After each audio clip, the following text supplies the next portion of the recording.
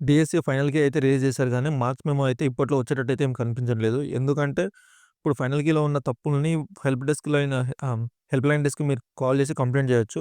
ఆ కంప్లెయింట్ వాళ్ళు రిసీవ్ చేసుకునేది 12థ్ దాకా టైమ్ ఇచ్చారనమాట. అంటే ఈరోజు 8, ఇంకా 4 డేస్. ఆ 12థ్ వరకు ఈ కంప్లెయింట్‌లే తీసుకుంటే, మనకు మార్క్స్ మెమో వచ్చేదెప్పుడు? కొంచెం టైం పట్టేలా ఉంది. ఆగస్ట్ 16థ్ దాకా అని మాత్రం ఈరోజు సాక్షి పేపర్‌లో చెప్పారనమాట. సో, ఆ తర్వాత మీరైతే ఎవరైతే క్వాలిఫై అయ్యారో మీరైతే సర్టిఫికేట్స్ అయితే అన్నీ రెడీ జేసుకోండి. స్టడీ సర్టిఫికేట్ అయితే చాలా ఇంపార్టెంట్. మీరు థర్డ్ నుండి 10థ్ వరకైతే స్టడీ సర్టిఫికేట్ మీరు ఏ స్కూల్‌లో చదివారో, ఆ స్టడీ సర్టిఫికేట్‌నయితే మీరు తెచ్చుకోండి. ఒకవేళ మీరు చదివిన స్కూల్‌లు లేవు అంటే రెసిడెన్స్ సర్టిఫికేట్ తెచ్చుకోండి. అది గూడా పనికొస్తుంది. ఇంకా చాలామందికొచ్చేసి ఆధార్ కార్డ్‌లో ఇనీషియల్ నేమ్, ఇంటి పేరు తప్పుగా ఉంటుంది. ఇనీషియల్స్ తప్పుగా ఉంటాయి. స్పెల్లింగ్స్ తప్పుగా ఉంటాయి. ఇవన్నీ గూడా సెట్ జేసుకోండి. పాన్ కార్డ్‌ని గూడా కరెక్ట్‌గా సెట్ జేసుకోండి. దాంతో పాటు ఎవరైతే పెళ్లైన అమ్మాయిలుంటారో రీసెంట్‌గా వాళ్ళ ఇంటి పేరు మార్చుకొనుంటారు. సో, అవన్నీ చిన్న చిన్న ప్రాబ్లమ్‌లు. అవి మీరు ఎక్స్‌ప్లెయిన్ చేసుకుంటే వాళ్ళు వింటారనమాట. సో, పెద్ద పెద్దగా వచ్చేసి మీరు టెట్‌లో స్కోర్ ఏదైతే తప్పుగా ఇచ్చారో, అదేమన్నా తప్పుగా ఉంటే గూడా బై మిస్టేక్ పడిందని జెప్పేసి మళ్ళీ కంప్లెయింట్ రైజ్ జేసుకోండి.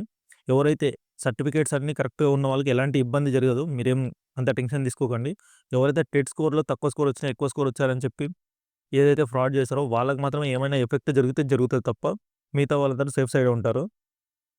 మామూలుగా వచ్చేసి ఒక పోస్ట్‌కొచ్చేసి 149 మాత్రమే అప్లికేషన్. ఒక్క పోస్ట్‌కి పోటీ వచ్చేసి 149 మాత్రమే.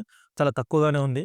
సో, మీకు వచ్చిన మార్క్స్‌ని బట్టి మీకు ఏ మీకొచ్చిన మార్క్స్‌ని బట్టి మీకు జాబ్ వస్తుందా లేదా అనేది నెక్స్ట్ వీడియోలో చెప్తాను. ఇప్పటివరకైతే అప్డేట్ అయితే ఏది లేదు. సోషల్ మీడియాలో చాలా వరకు ఈరోజు, రేపు, ఎల్లుండి అని చెప్పేసి ఇలా రిజల్ట్స్ వస్తున్నాయని చెప్పేసి ప్రతిసారి వీడియోస్ తీస్తున్నారు. సో, మీరు అయితే అఫీషియల్‌గా అయితే ఎలాంటి ఇన్ఫర్మేషన్ అయితే లేదు.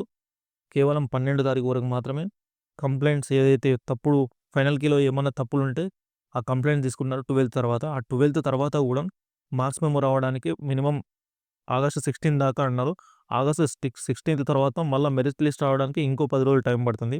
ఏదైతే టెట్‌లో తప్పులు చేశారో, టెట్ స్కోర్ తక్కువ వస్తే ఎక్కువగా చూపించి రాయని వాళ్ళు రాసినామని చెప్పేసి ఏదైతే సర్టిఫికేట్స్ పెట్టారో, సో, దానివల్ల ఇదనేది చాలా లేట్ అవుతుంది.